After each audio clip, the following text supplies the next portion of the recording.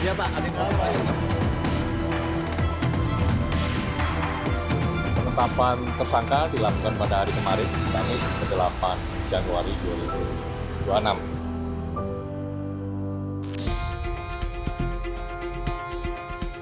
Penanganan kasus dugaan korupsi kuota haji, pelan tapi pasti, akhirnya menemui titik terang. Sebelumnya, KPK mengumumkan mulai melakukan penyelidikan kasus kuota haji pada 9 Agustus 2025. Komisi Pemberantasan Korupsi KPK akhirnya menetapkan mantan Menteri Agama Yakut Khalil Qomas dan staf ex-Menteri Agama Isfah Abidal Aziz sebagai tersangka pada Kamis 8 Januari 2026.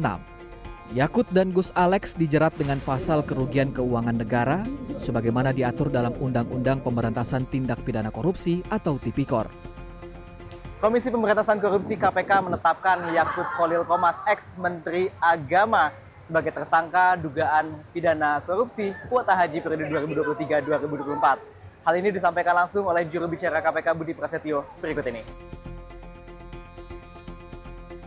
Dalam perkara kuota haji, confirm bahwa KPK telah menetapkan 2 orang sebagai tersangka, yaitu saudara YCQ selaku ex-Menteri Agama dan juga saudara IAA selaku staf sus dari Menteri Agama pada saat itu. Penetapan tersangka dilakukan pada hari kemarin, Kamis 8 Januari 2026 dengan sangkaan pasal terkait dengan kerugian keuangan negara, pasal 2, pasal 3.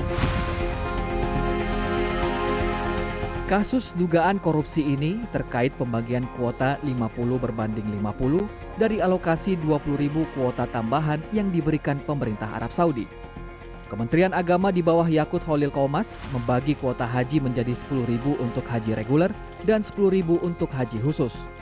Diketahui tambahan kuota haji diperoleh setelah Presiden Joko Widodo melakukan pertemuan bilateral dengan putra mahkota sekaligus Perdana Menteri Arab Saudi Muhammad bin Salman pada 19 Oktober 2023 silam. Padahal dalam pasal 64 Undang-Undang Nomor 8 Tahun 2019 tentang penyelenggaraan ibadah haji dan umroh mengatur kuota haji khusus sebesar 8%, sedangkan 92% untuk kuota haji reguler. Bersama auditor negara, Komisi Pemberantasan Korupsi sudah memeriksa ratusan saksi yang terkait dengan penyelenggaraan ibadah haji tahun 2024. Saksi-saksi tersebut terdiri dari biro-biro travel dan beberapa wilayah Sumatera hingga Kalimantan. Pengecekan bahkan sudah dilakukan hingga Arab Saudi guna memenuhi kelengkapan barang bukti dan total nilai kerugian negara.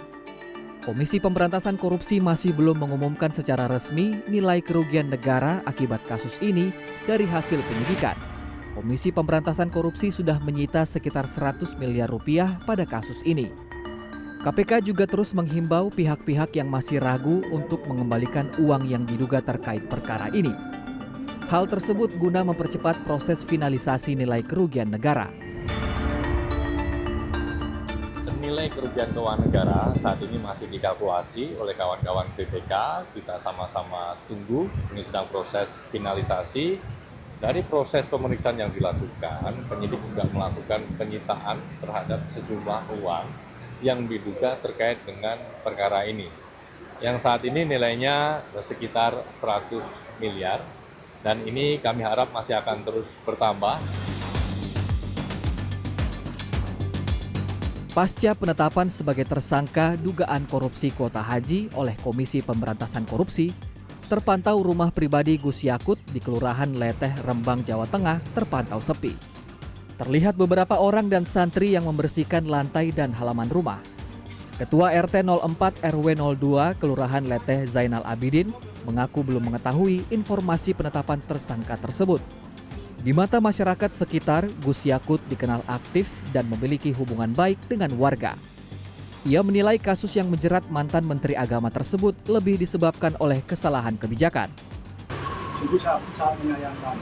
Karena bagaimana Gus Yakut itu baik sebelum jadi pejabat, sebelum jadi menteri ya, dia masih aktif di organisasi NU.